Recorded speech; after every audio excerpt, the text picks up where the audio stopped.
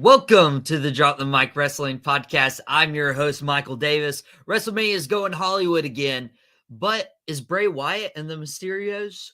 We'll revisit WWE's first trip to Hollywood back in 2005 as we recap WrestleMania 21 here today on the show. All of this and more next on the Drop the Mic Wrestling Podcast.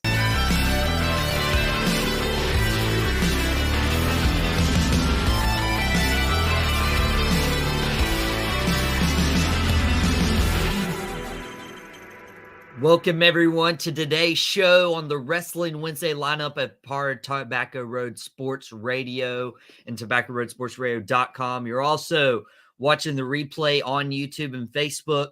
Wanting to give Tobacco Road Sports Radio the first crack at it this week because we're on both, and it's a pretty exciting time on Tobacco Road Sports Radio. We'll also have Outta Pocket with Michael Davis Friday at 4. We'll probably talk about this NFL free agency, some of these trades that have happened.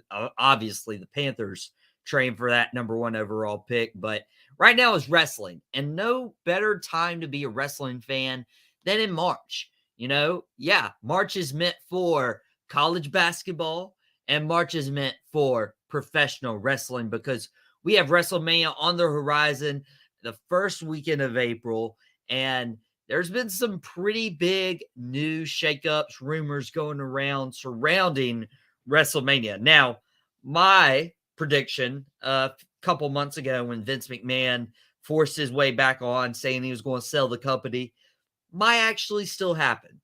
But as of now, he's just sitting in Gorilla and he doesn't actually have a pull on this, whatever. Yeah.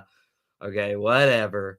But there's been some pretty big developments regarding WrestleMania and actually WrestleMania weekend. And one news that was kind of unexpected, but a good unexpected, it was well-deserved, was Rey Mysterio's Hall of Fame induction announcement. Rey Mysterio's very first name that was announced. There's been several names rumored. The Great Muta is going to be in the Hall of Fame as announced by Ric Flair on the bump earlier today. That is super big. But Rey Mysterio is going in the Hall of Fame. Well-deserved. Okay? For everyone who doesn't know, well-deserved. A lot of people were actually looking in terms of, okay, who is retired? Who could we bring back? It's Hollywood. Who could we solidify in the Hall of Fame this year? Could Batista come back and finally accept his nomination that he got in 2020? He didn't want to make the speech in front of absolutely nobody. Who blames him, right?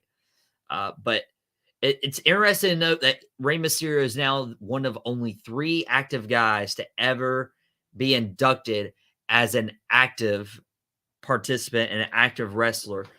It was Goldberg, which I don't even count Goldberg in that because Goldberg's a part-time. Goldberg's kind of retired. Like, I don't count Goldberg. Okay, some people want to throw Edge in here. Edge was retired and then years later was cleared and came back. I don't count Edge. Ric Flair is the only other person that you could say, okay, he's active. He's been active for several years. And he gets inducted in the Hall of Fame, Ric Flair. And then the very next night, he retires because he lost Shawn Michaels in a career retirement match.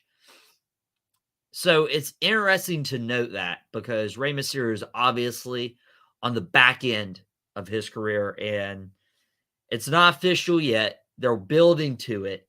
I don't know when they'll announce it, but Rey Mysterio is going to wrestle Dominic at this year's WrestleMania. So I have to bring this up because with Rey Mysterio's Hall of Fame induction, with Rey Mysterio wrestling his son Dominic at this year's WrestleMania, this could be Rey Mysterio's last WrestleMania. This could be Rey Mysterio's last match. Rey Mysterio's obviously dealt with injury issues back probably about 10 years ago.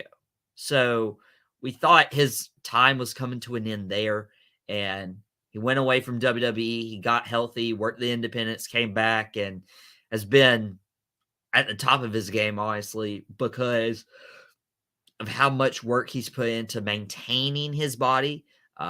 One person put it to me, it's not necessarily being a bodybuilder at this stage of your career. It's more about maintenance and keeping up with the rest of the talent around you.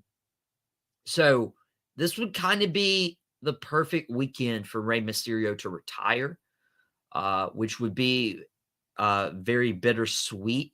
Of course, you would want him to go out against his son, Dominic. Of course, what does retiring mean now in the world of professional wrestling? If Vince McMahon could come back from his retirement after like 4 months away, then Rey Mysterio could obviously come back for whatever storyline they want to push in the future. Thinking Rey Mysterio versus Dragon Lee would be pretty cool to watch. But it'd be pretty fitting if Rey Mysterio won the Hall of Fame, lost to his son Dominic the night after, and retired actually in the same place where Rey Mysterio and Eddie Guerrero had their WrestleMania match, Eddie's final WrestleMania match, which we'll get to preview here in the next segment. We've broken down all of WrestleMania 21, so that's going to be a fun segment right there. But we got Edge potentially wrestling in his final WrestleMania.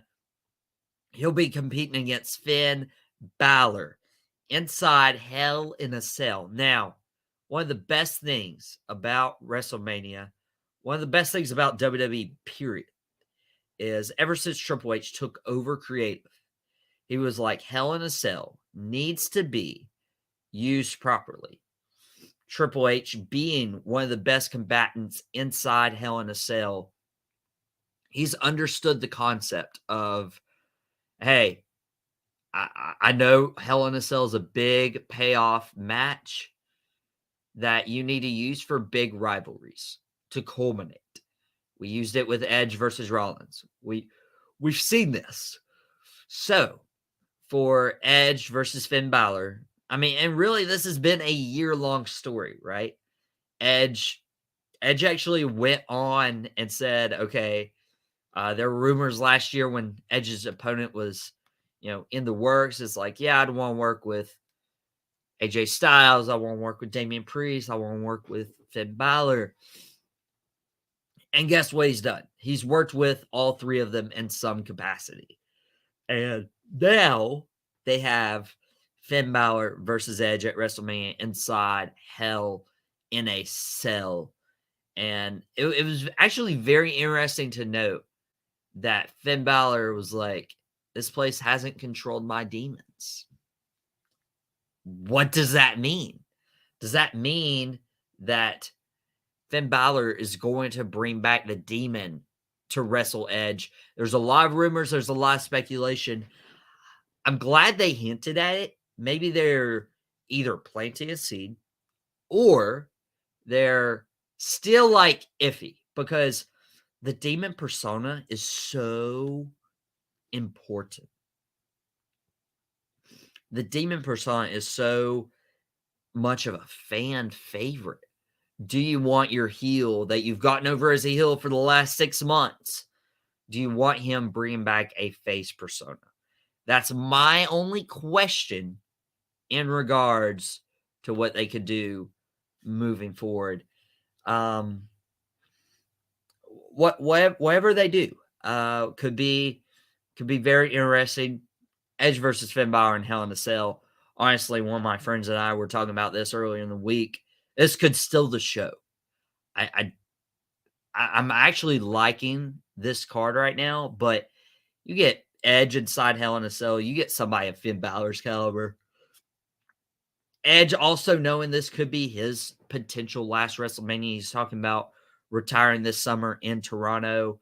He hasn't confirmed. He hasn't denied it. When it's been brought up in press conferences, he's like, I'm just playing it by ear. I'm just enjoying where I'm at. I'm not looking too far down the road. I know my end is near. Edge is continuously saying, hey, This could be our last one. And what better way to go out in your final WrestleMania, Edge versus Finn Balor, inside Hell in a Cell? Now, we don't know if the Demons are going to come back, but we also don't know if Bray Wyatt is going to come back. And Matt Cosgrove, he is a frequent guest on the Drop the Mic Wrestling podcast. He's been a frequent guest on Outta Pocket with Michael Davis on Friday afternoons, talking wrestling. Me and him kind of going back and forth earlier in our text messages about Bray Wyatt's future. Right now, the report is he left a Madison Square Garden live event. Not a good look. And he's out of action due to personal issues. And right now, there's conflicting reports whether it's health or whether it's creative booking as to why he is not there. But this means putting his WrestleMania whereabouts in jeopardy. This could be a problem because you're 3 weeks away from WrestleMania. And by the way, we will be previewing, or actually doing a little deja vu of WrestleManias in the past. We're going to do WrestleMania 21 today. We're going to do WrestleMania 31 next week, potentially with a guest that you're familiar with. And we're going to do, obviously, WrestleMania 38. See where WrestleMania has been from last year to a year from now, which things have completely changed in that calendar year. Which obviously we recapped WrestleMania last year on the podcast, but again, things have completely changed in a year. Like Sami Zayn went from Johnny Knoxville to one of the biggest storylines in WWE. Kevin Owens wrestled Stone Cold and now maybe winning the unified tag titles with his best friend Sami Zayn. Cody Rhodes debuted to main event of WrestleMania. The only one constant has probably been Roman Reigns. But those will be in the weeks ahead. Matt and I were talking, is Bray Wyatt a bust now? Like, can you describe Bray Wyatt as a bust? He's had one match in 6 months. He might have 2 matches in 7 if he shows up for WrestleMania. I genuinely couldn't imagine. I couldn't imagine Bray Wyatt. I couldn't imagine Bray Wyatt missing WrestleMania. If he misses WrestleMania because of personal issues or even just like a minor health issue, that would be very disappointing. I came on the show when Bray Wyatt was still a free agent. I was like, he needs to be signed somewhere. Why is WWE not jumping on this? Why is AEW not jumping on this? When Bray Wyatt actually got signed by WWE, the White Rabbit literally took over this podcast. It took over the radio show. It took over other programming on Tobacco Road Sports Radio. It took over other programming on other networks. Yeah, everyone was excited about Bray Wyatt coming back. I was excited about Bray Wyatt coming back. I already have my Bray Wyatt t-shirt. I also have Best in the World hoodie right now. Maybe CM Punk returns eventually. I know Ryan Frick's not loving this hoodie right now. But I got so excited when CM Punk returned. And I was like, oh my gosh, I gotta go buy the hoodie. You know, it's here. A year later, he kind of follows his way out. Bray Wyatt gets so excited, go buy the t-shirt. 6 months later, I don't know. I mean, he's selling a lot of merchandise. He's one of the best storytellers in WWE. But if you're not available, and the old saying goes, the best ability is availability. And if you're not available, if you're wrestling 2 matches in 7, if you're skipping out on these live events, let alone a live event in Madison Square Garden, could be an issue. I'm not saying he's a bust, but we'll check back in about 3 or 4 weeks and see if he competes at WrestleMania. If he misses WrestleMania, so what does that mean for Bobby Lashley? We wanted to see Bobby Lashley versus Brock Lesnar. Brock Lesnar's facing Omos instead. And I was very, I'm gonna ruffle some feathers because I was a part of the camp where it's like absolutely against this match. Thanks, Vince. The last thing we want to see is Brock Lesnar versus Omos. Omos can't wrestle. Why would we not get Brock Lesnar versus Bobby Lashley? And we may, if they change things up with Bray Wyatt's whereabouts, who knows with that. But let's be honest.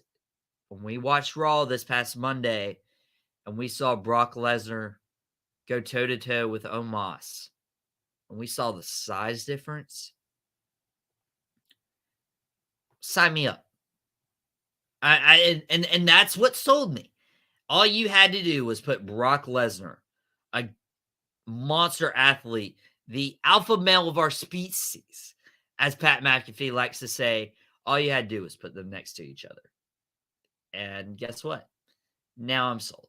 Now I want to see Brock Lesnar versus Omos because Lesnar's never wrestled a guy like Omos before. He's wrestled the Kurt Angles. He's wrestled the Bobby Lashley's. He's wrestled the Roman Reigns. He's wrestled Big Show. Grant, John Cena could pick up Big Show. No big deal. Big Show's also a great worker. Awesome. Well, now Brock Lesnar has the largest competitor he's ever wrestled. And he has somebody who's not on the best athletic side. Big Show was at least an athlete. Omos, not so much.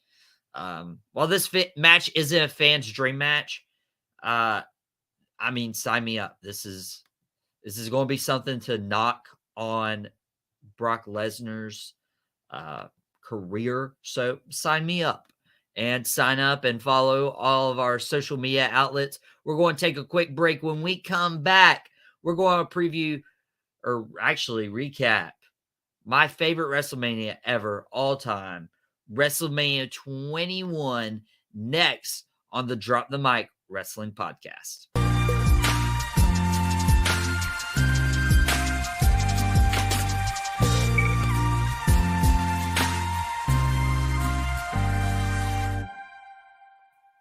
Welcome back to the Drop the Mic Wrestling Podcast. I'm your host, Michael Davis, and we have WrestleMania 21 on the show today. And I went back and watched it, of course. There's no stressful moment. I was watching wrestling. I was actually watching this past Monday's Raw, just cramming in before we did the podcast this week. I was like, you know what? This is my work. Something I did for enjoyment for literally 24 and a half years of my life. I actually forgot to celebrate my half birthday a couple weeks ago. I'm actually pretty disappointed. It kind of snuck up on me. I'll make up for it for the big 2-5 this August, where you all can send your Venmos, your money, your birthday cards, your wrestling books, your wrestling t-shirts. I'll wear them on the show. Anything you want to give me, I'll put it to good use. Anyways, WrestleMania 21 is a gift to me. Watching wrestling is a gift to me. And so I wanted to go through and mark some of these matches and actually take notes of everything because I've watched this pay-per-view a billion times. It was the first ever WrestleMania we got to order on TV and watch live as it happened. And just the little nuances they did with this WrestleMania. This wasn't the last WrestleMania in a basketball arena, but this was the second to last. WrestleMania 22 was where the Chicago Bulls played. And then WrestleMania 23, they went to football stadiums with the Detroit Lions. It was a second to last basketball mania. And this was at Staples Center, which will always be the Staples Center, by the way, and was great. I thought the red carpet was a nice touch. I love what they're doing with the movie parody scenes. They did it with 21. They're doing it now with this year's WrestleMania 39.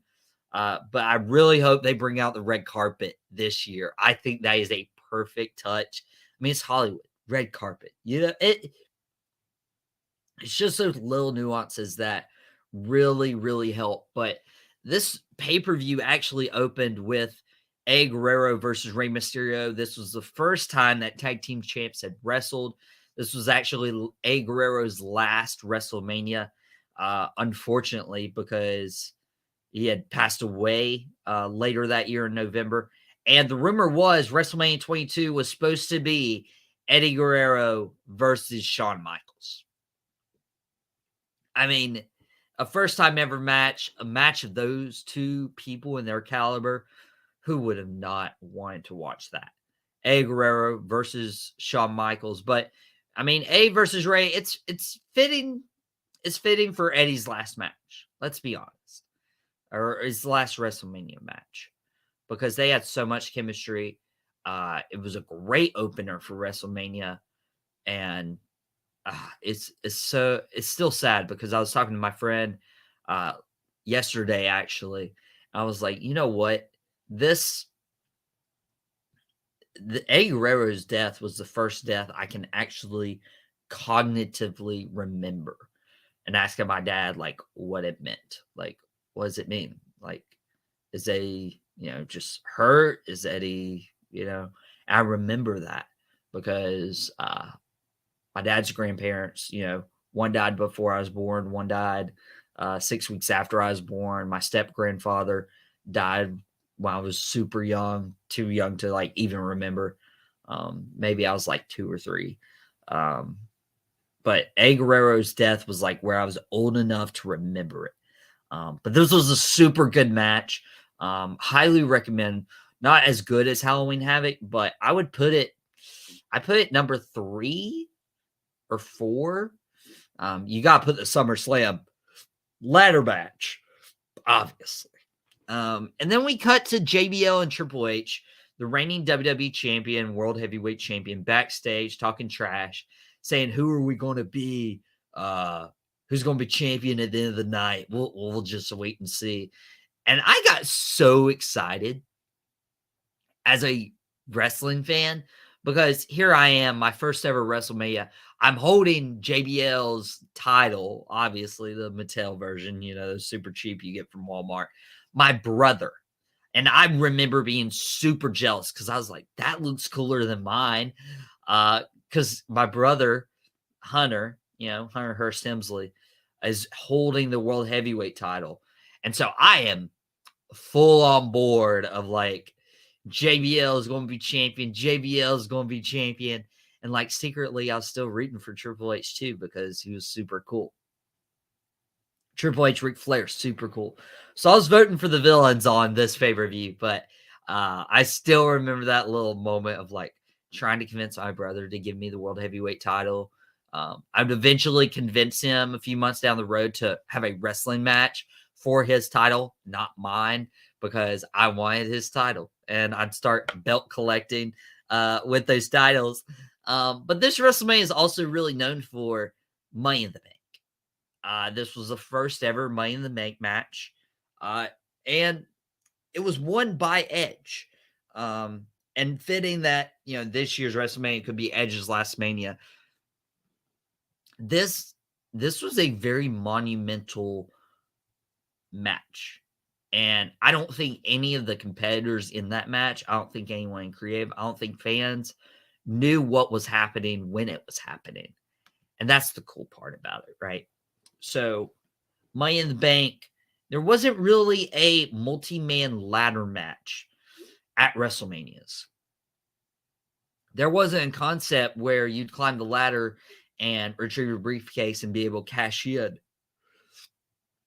for a world title match at any point in the next year. There was nothing like that. There was no number one contender ladder matches. There were no pick your spot matches. There was no multi-man ladder matches at WrestleMania. And they didn't have things for the guys of like Chris Benoit, Edge, Christian, Kane, Shelton Benjamin, Edge. They didn't have anything for those guys at the time. And they're like, well, let's throw them in the ladder match. Instead of making it for Shelton's Intercontinental title, they're like, let's make it for world title match. Yeah, sometime in the next year. So it's really interesting to see where they are now. If you put like, if you put like, okay, you're mixing and matching on a test, and one's about to retire. Two people are in another company. One of them has a lot of power. The other one's a governor or a mayor of Knoxville, Tennessee. One's barely on the show, and the other one is blackballed by WWE. You wouldn't been able to like pinpoint, okay, who's this one, who's that one. But as to see how far Money in the Bank has come since WrestleMania 21 in 2005, we're about 18 years. Money in the Bank's almost 18, almost an adult. And to see how it's become basically the fifth big pay-per-view of WWE, to see that multi-man ladder matches are now a constant in WrestleMania. We'll talk about WrestleMania 31's ladder match for the Intercontinental title next week. It's pretty cool. So Edge won that. Super pumped for Edge. Edge got a lot of heat for winning. Taking the steel chair of Chris Benoit, climbing up. He got booed out of the building. Completely different reaction for Hulk Hogan, who came to save Eugene from Muhammad Hassan and Daivari. Muhammad Hassan could have been bigger with better timing, obviously. Some political stuff had to force Muhammad Hassan and that character away from WWE programming, forced by the network officials. Now, something interesting to note: Undertaker versus Randy Orton, the streak, right? We have to talk about the streak. Two things. One, Undertaker's going on third. I mean, third. Could you imagine how stacked this card was? That Undertaker is going on third with Randy Orton. And why is Randy Orton the last one to enter the ring following the Undertaker? Undertaker usually enters last unless he's champion, but he usually enters last. And his opponent's supposed to look and fear the Undertaker as he's coming to the ring. Undertaker didn't even walk to the ring. He's like levitating. He's hovering over the rampway. I feel like I was very questionable. I'm still questioning this decision, if it was right or if it was wrong. But this kind of played along the lines of disrespect. Randy Orton had disrespected The Undertaker. He's disrespected legends in the past. He's this big shot now. Well, what is Randy Orton going to do? Randy Orton's going to just chill out and, hey, I'm going here last. I'm not going to give Undertaker that privilege. And there were rumors that Orton could have killed the Mania legend. Could have been a perfect crown on his hand if he had beat the streak at WrestleMania 21, but it would have been way too early. Thinking about all the matches we would have missed, Taker versus Michaels, Taker versus Lesnar even, that moment. Taker versus Mark Henry, don't know if I fully agree with that statement. Would have preferred somebody else, to be honest. But speaking of somebody I would prefer, to be honest, was Christy Hemme challenged Trish Stratus after this match, after Undertaker beat Orton, obviously. Goes without saying. Christy Hemme challenges Trish Stratus at WrestleMania for the Women's Championship. The women's division's kind of surviving on the coattails of Trish Stratus and Leah at this point. A little bit of Victoria. And honestly, we're probably robbed of Trish versus Lita due to the injury. Lita's injured. Lita's actually in Christy Hemme's corner. And it felt like Christy Hemme was the default option because she's in Playboy. That's it. It's amazing to see how much the women's division's changed since then. And Trish Stratus plays a great heel. I know she's beloved by fans. I know there's a potential heel turn to this week or this year at WrestleMania for Trish Stratus. Maybe a heel Trish versus face Becky Lynch. Maybe that's been switched around there. That would be great. And seeing Trish work the crowd at WrestleMania 21 against Christy Hemme. Very short match. Trish wins, obviously. Thank goodness. But you promote Playboy, you get Trish on the card. Everyone's kind of semi-happy-ish, whatever. But they are very grateful that they put this match right before this one. Kurt Angle versus the Heartbreak Kid, Shawn Michaels. Honestly, promoting cross-branded matches, which we're seeing right now between Bobby Lashley and Bray Wyatt, are very hard to do. We had, I think in 22, we had Batista versus Umaga. Or actually, I believe that was 23, 24, one of those two. I know we had a Batista Umaga. It was 23 or 24 for sure. I actually want to say 24 because Batista was World Heavyweight Champion facing Undertaker at 23. It's really hard to promote these cross-branded matches. And honestly, they did it. And it's easier to do WrestleMania build-ups starting at the Royal Rumble. Angle HBK costing each other the Royal Rumble victory.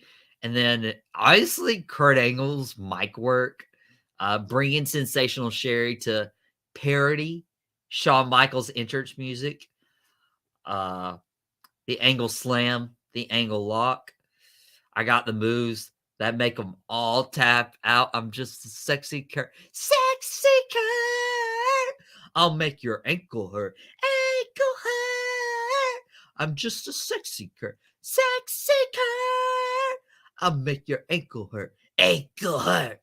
I mean, well, first of all, where can you get that other than Kurt Angle and the Drop the Mic Wrestling podcast on Wednesday afternoons as part of the Wrestling Wednesday lineup on Tobacco Road Sports Radio, Facebook, and YouTube? Where else can you get that, right? So this was best match of the night, and this was the first time they had ever joined up, right? And the intensity which Kurt Angle preaches and storytelling was at its finest. Like, ooh, let's go. You knew it as soon as they got in the ring, they stared off and they let the fans soak it in. And Shawn Michaels knows how to tell a story, and he slaps Kurt Angle. He slaps Kurt Angle, and Kurt Angle's like, let's go. And he tackles Shawn Michaels. And it's a wrestling mat kind of match. Like, it's a collegiate kind of style. It's technician, it's mat based, it's submissions, it's grapples for majority of the match. And then it takes a turn where Shawn's getting to do his moves, avoids a suplex off the apron that would have hurt really bad. Shawn eventually does a springboard dive onto Kurt through the announce table, or actually just onto the announce table. Kurt's internally bleeding. Kurt gets Shawn in the ankle lock. Shawn manages a way to get out. Kurt just yelling in Shawn's face, like, tap out! Why won't you tap out? Why won't you give up? Shawn, rebellious, degenerate, pushes Kurt away, super kick, sweet chin music, and Kurt's on the mat. And then Shawn eventually gets his ankle picked. Kurt holding on the ankle lock. This is what made the ankle lock vicious. And a lot of people disagree. Oh, if you don't tap out immediately, it's like, are you really in pain? No. Shawn Michaels, Mr. WrestleMania himself, did not want to tap out. He did not want to do that. Okay? And he had no choice. But the pain was too immense that Shawn had to tap out. That's what had to happen. And he did. Mr. WrestleMania, by the way, he just always delivered. This is why I was very upset we didn't get Shawn Michaels versus Eddie Guerrero. That's the match we'll have to get in heaven. Of course we're going to be celebrating, being in heaven and being reunited with God. I kind of want a wrestling ring up there. I kind of want to see Eddie Guerrero versus Shawn Michaels, but wait till I get up there, please. Why not? You know, he's had, whether he's won or lost, he's pretty much put up the best match on the show. You got Bret Hart, Shawn Michaels, 60-man Iron Man match. You got Shawn Michaels versus Stone Cold, ushering in the Austin 316 era. You got Shawn Michaels versus Chris Jericho, WrestleMania 19, I believe. You got Shawn Michaels, Triple H, Chris Benoit, WrestleMania 20. Oh, well, look, we're at WrestleMania 21. Shawn Michaels, Kurt Angle. You have even Shawn Michaels versus Vince McMahon following year at 22. Wasn't terrible.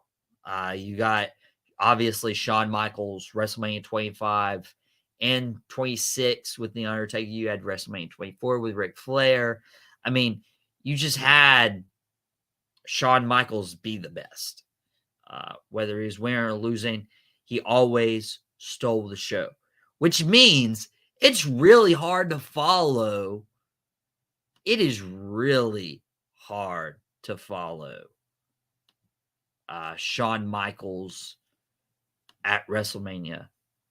It just is, which means we got to take a break because whatever we talk about next is going to highly disappoint. We're going to continue previewing the WrestleMania card next on the Drop the Mic Wrestling podcast on Tobacco Road Sports Radio, tobaccoroadsportsradio.com, Facebook Live, and YouTube. Stay tuned.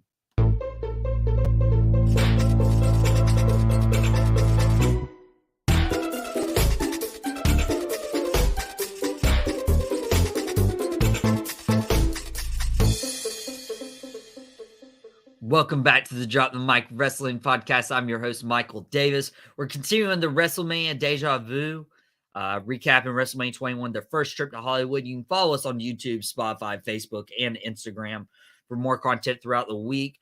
But we had to take a little break because you can't follow up Shawn Michaels at WrestleMania. And they tried. They tried spacing this out, and for good reason. So you have Roddy Piper come out. Piper's Pit.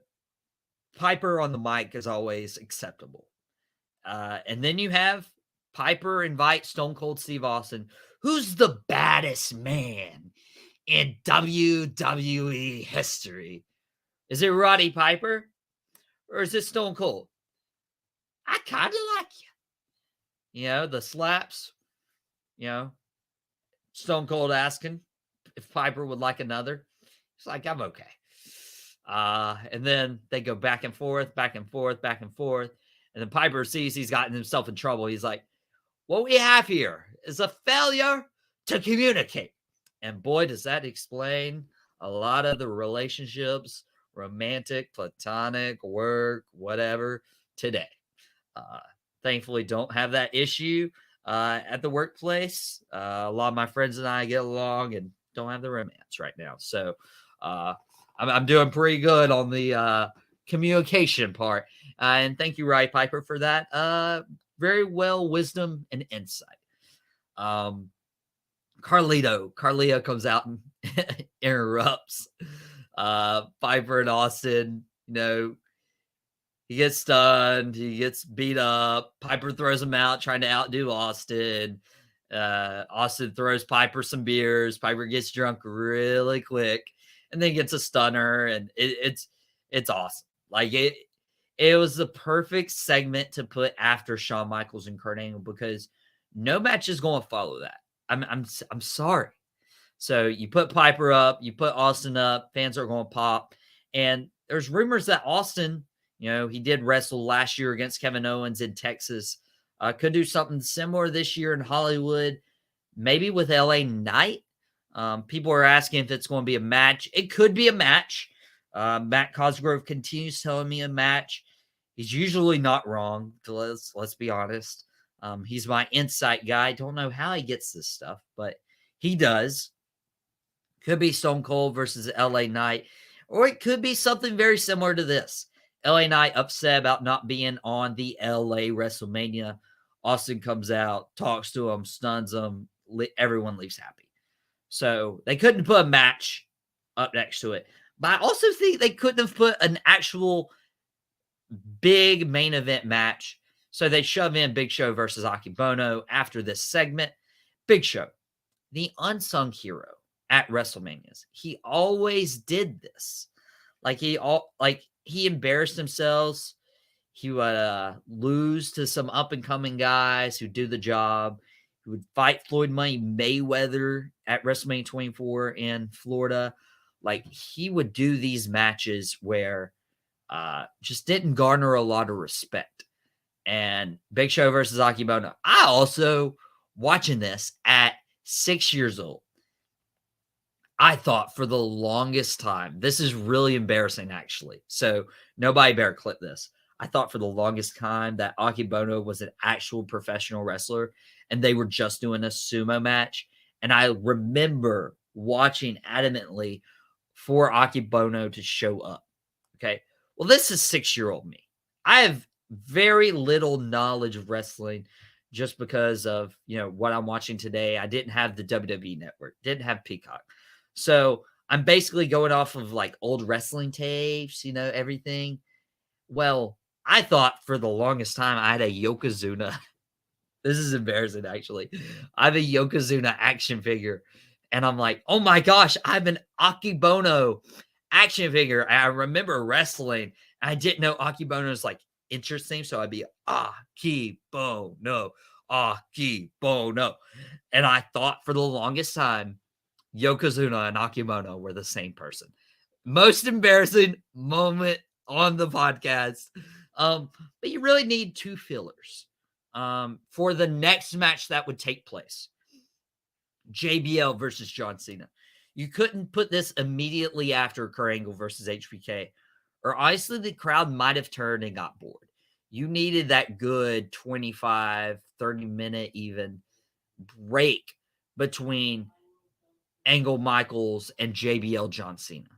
And honestly, watching Cena's character and watching the build up and, seeing Cena try to provoke JBL is a complete 1A to what he's remembered as today. And JBL gets a lot of crap. I'm probably biased in terms of how much I enjoyed JBL, but JBL was the perfect heel champion that honestly shouldn't have been world champion. JBL, going back to Blackjack, going back to Bradshaw with the APA, he split off with Farouk or Ron Simmons after APA got switched brands. He really shouldn't have been world champion. He shouldn't have lasted 6 months outside of APA. He rebranded, he repackaged himself, and he was able to become WWE champion. And at the time, the longest reigning world champion in SmackDown history. Can you, and to garner as much heat as he did, his entrance, even top notch for telling the story. He's this guy gone corporate and he's a bully now and he looks down on the lower class. He was the perfect guy for Cena's character at the time to take the world championship away from him. JBL, the bully heel, okay? And honestly, throughout the match, they tell a story. He's the bully heel. He avoids the rebellious fan favorite weeks leading up to WrestleMania. But when the bright lights are on, JBL can honestly, whoop some booty. And honestly, the fan favorite overcoming the unbearable rain, it brought about one of the most memorable photos, videos, clips in history of John Cena leaning back in the crowd with his WWE championship and just resting in the fans, celebrating his first ever one of 16 as of now, WWE championships. This was a moment. And even in that match where JBL's kicking butt. John Cena's gotten way over his head. He's the young guy. He's not the vet in this match. And then Cena starts to fight back. And it shows his fight. This is honestly, I don't think you could have written a better story. And on both sides. I think both sides have acknowledged, like JBL saying, yeah, John Cena, made that title reign just because of how he won it. John Cena, JBL made my career for that WrestleMania story. And WrestleMania is meant for that, right? WrestleMania is meant to create stars and to put them over the top. They've tried this in the past with like a Kofi Kingston. They've tried this in the past with a few people. Some have worked. Drew McIntyre, it worked. Daniel Bryan, it worked. John Cena is probably the one guy where it was like, yeah, this one worked. John Cena, Stone Cold, those two. And then you follow it up with the other world title. See, John Cena and Batista, Royal Rumble 2005, both of them, that false finish, what happened, Batista eventually won the restart, and both ended up in the world title match of their respective brand at WrestleMania. Batista and Triple H, this is a story that has been tried so many times, but truthfully speaking, this will never be duplicated. Evolution won't be duplicated. I mean, those were four guys. I mean, you look, and my roommate and I were talking about this yesterday. We watched some of this pay-per-view together. You look at a faction like the Four Horsemen. No disrespect to the Four Horsemen, but when you talk about the Four Horsemen, you're like, okay, what four are you talking about? Are you talking about the one with Chris Benoit? Are you talking about the one with McDaniel? Which Four Horsemen are you talking about? If you go to the NWO, what NWO are you talking about? Are you talking about Hogan, Hall, Nash? Or are you going to talk about the 30 guys who joined on the coattails? What D-Generation X are you going to talk about? Are you going to talk about Triple H, Shawn Michaels, China? Or are you going to talk about Triple H, Pac, and the New Age Outlaws? I mean, there's a lot of groups and a lot of factions that have evolved in terms of group members over the years. But what we have with Evolution is a constant four. Randy Orton dropped out and there was three. They didn't replace them, but they had 50 combined world championships between those four. And I mean, this is one that'll never be duplicated because of Ric Flair's.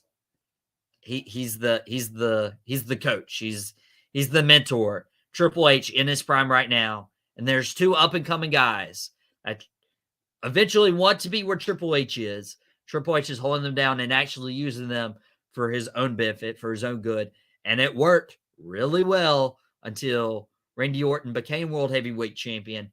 Triple H thumbs up, thumbs down, drops Randy Orton. That feud. Randy Orton goes on to wrestle Undertaker at this WrestleMania. Batista wins the Royal Rumble. And it's constant. It's constant. Batista over here in Triple H. There's Batista looking at the World Heavyweight Championship as he raises hands with Triple H. There's constant build to this, to where the contract signing, Batista drops Raw. He's holding the SmackDown contract. Triple H, Ric Flair doing this number. And then Batista's like, yep, and no. And then Triple H and Ric Flair's facial expressions just drop. Batista, I'm going to WrestleMania. I'm taking the World Championship from you. That's one of the best stories. And it culminates at this year's WrestleMania 21, Triple H versus Batista. Triple H coming out to Motorhead, coming up from the ashes. Batista, I love I Walk Alone a little better, but that was a classic theme. Wish there would have been pyro. Wish he would have capped on that earlier. And I'm adamant about this. Blood can sometimes enhance or elevate a story. That's why I like that AEW does it. WWE doesn't do it anymore, which is really upsetting. Once Triple H got bloody on that steel post, whether that was planned or not, that was a gusher.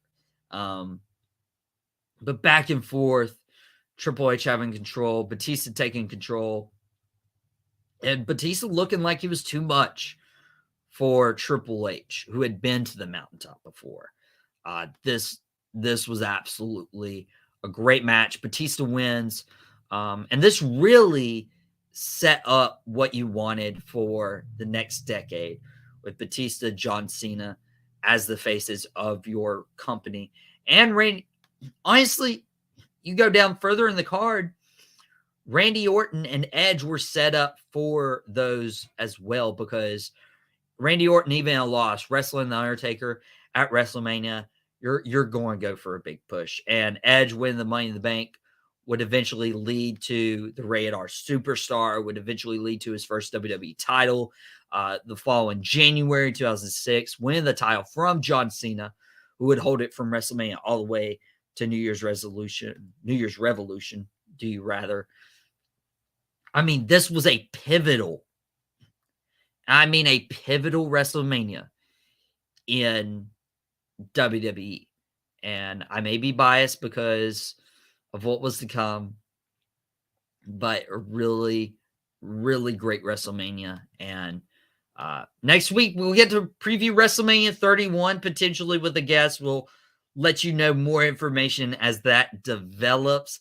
But we're going to have to get out of here, continue our Wrestling Wednesday lineup on Tobacco Road Sports Radio, tobaccoroadsportsradio.com. If you missed this, you can catch the replay on Facebook Live or on YouTube. Go to the Drop the Mic Wrestling Podcast Facebook page. Go to the Drop the Mic Wrestling Podcast YouTube page. Whichever one that tickles your fancy, you can go to. But this has been the Drop the Mic Wrestling Podcast. Stay tuned for Outta Pocket with Michael Davis Friday at 4 o'clock. We're going to talk about, obviously, this trade. Panthers going to number 1. Bears will probably have to mock draft them again at 9 between Jackson, John, and myself. We'll probably talk about some NFL free agency, NFL trades, maybe some March Madness. Who knows? We'll see how the week takes us. But everyone, have a great Wednesday. And this has been the Drop the Mic Wrestling Podcast.